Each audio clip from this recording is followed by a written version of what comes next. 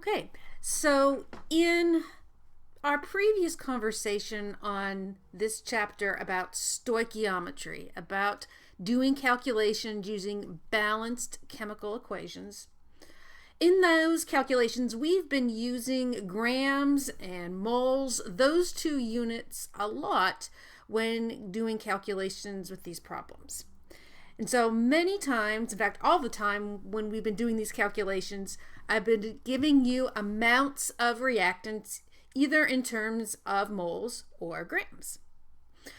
But many times for reactions that involve things that are aqueous, so solutions of reactants and products, it's much more convenient to specify how much you have in terms of a volume, like liters, and a concentration, so how much stuff is in a particular mixture. Okay, so this video is going to talk about how to do stoichiometry problems when you're given information not in terms specifically of grams and moles, but in terms of a volume and concentration. Now, you're already familiar with the concept of concentration with regards to this term mass percent. We did that in previous labs and in a previous chapter where you found the mass percent of a certain solute in terms of 100 grams of solution. We talked about the mass percent is mass of solute divided by the mass of that solute plus the mass of the solvent multiplied by 100. So that's one way that we can talk about how much stuff, how much solid is in a liquid homogeneous mixture. What's going to be much more important and what we're going to be using in these problems when talking about concentration of a reactant is going to be this concept of molarity. And the reason why chemists like molarity so much is because, yes, it involves our favorite unit, the mole.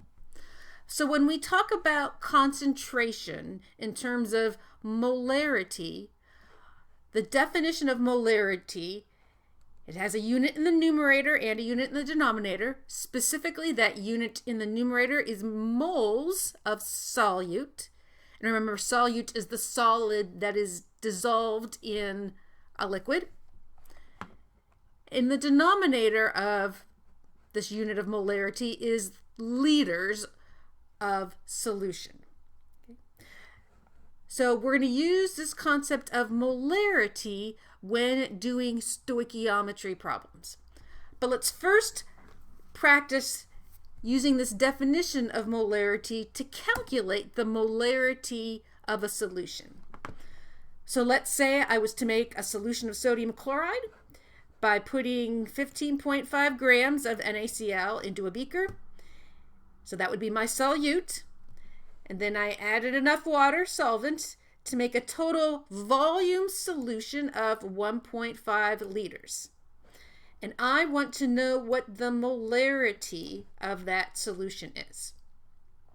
So looking at the definition here, molarity is moles of solute, in this case sodium chloride, per liter solution. So the first thing I need to do is to calculate or convert my grams of sodium chloride to moles of sodium chloride. And I can do that using the molar mass of sodium chloride. Setting that up so my gram units cancel. And when I do that multiplication and division, you can think about this as like being over 1. When I do that multiplication and division, I get 0.265 moles of sodium chloride. So I'm almost there. I take that 0.265 moles of sodium chloride.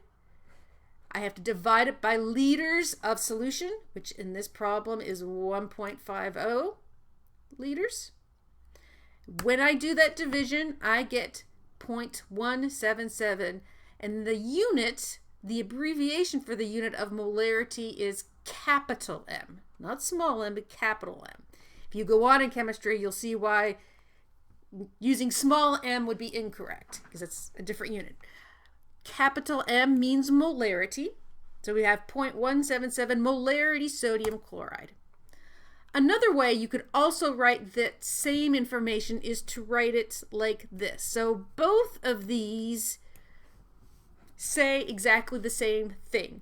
It's just written, this is written with the abbreviation for molarity. The way I've written it here, I've clearly shown what unit is in the numerator and what unit is in the denominator.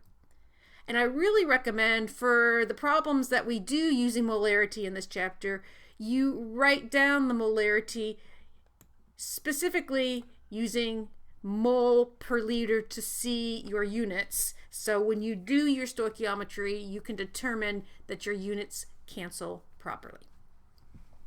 So that is the definition of molarity and how to calculate it. In the next slide, we're going to do an example of how to use molarity and volume when doing a stoichiometry type problem. So in this example, I have an acid-base double displacement reaction. And I know it's an acid-base because, excuse me, I see sulfuric acid, which is my acid. It's going to donate a hydrogen to sodium hydroxide, which is a base. So I have this balanced chemical equation, and I want to know how much in liters of a particular concentration, 0.125 molar sodium hydroxide solution, how much in liters of this do I need to neutralize or completely react with this volume of this concentration of sulfuric acid. Now, in the stoichiometry problems we have done so far, hopefully this flowchart is familiar to you. You're used to it when using stoichiometry problems, when going from grams to moles, moles of one thing to moles of something else, and then back to grams using the appropriate molar mass.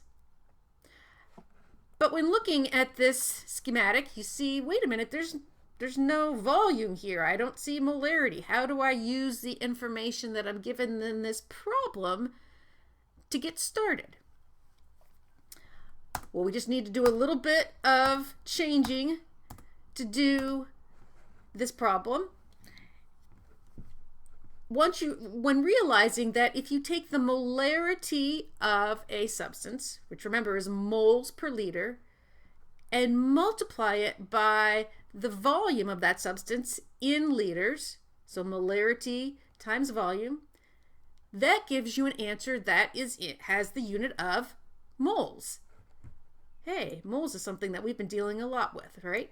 Moles is a unit that we can use to do stoichiometry calculations with. So the only thing that I've added to this flowchart from the previous slides is an additional way to get to moles. Before, the only way we got to moles was through grams of a substance and its molar mass, or through coefficients of the balanced chemical equation. Now we have another way to get to moles if we have the concentration, specifically the molarity of a solution, and its volume in liters. Because multiplying those two will give you a unit that's in moles. So for this example, we're asked how much in liters, so we're looking for a volume. So we are looking for a volume of something, and we're given a volume and concentration of something else, and we need to find out how much volume of that first substance is required to react with a certain solution. Okay, so we have information that starts as here. We need to get to here. We also have a balanced chemical equation. So doing this problem is going to be fairly straightforward, realizing that we're not going to have to use the molar mass of anything, but we're going to have to use the molarity and volume, specifically the molarity and volume of sulfuric acid. So once we have the volume of sulfuric acid and its molarity, which is written here, when I multiply those two quantities together, I get a answer that's going to be in moles, H2SO4. So I now have moles of something. So I'm right here in my schematic, which is just the right place I need to be to go from moles of sulfuric acid to moles of sodium hydroxide. Coefficients from the balanced chemical equation. For every 1 mole, for every 1 mole of H2SO4, I have 2 moles of sodium hydroxide. So I write that down so my units cancel. So now I'm at moles of sodium hydroxide. I have moles of sodium hydroxide. I got to get to volume of sodium hydroxide. So I know moles of sodium hydroxide. Ooh, I know the molarity of sodium hydroxide. That was given to you in the problem. So if I take my moles and divide by my molarity of sodium hydroxide, I can see my units cancel. I'm left with liters of sodium hydroxide. That's what I was looking for. I was looking for how much in liters of sodium hydroxide. So when putting all this in your calculator, things that are in the numerator multiplied, things in the denominator divided, you can think about this first 0.225 liters as being over 1. You should get 0.630 liters of sodium hydroxide. So the only new part of this stoichiometry chapter that's been added is a new way, an additional way to get to moles, because moles is chemists' favorite unit. It's the way that we can go from one species to another. This new way of going to moles is by using the concentration, specifically the molarity of a substance, which is in moles per liter, and the volume of a substance, which is in liters. When you multiply those two, that gives you a value that is in moles, which can then be used in other parts of the stoichiometry calculation. So in the next video, we're going to do 2 more examples, a little bit different, but basically using this schematic of molarity and volume and stoichiometry to do calculations.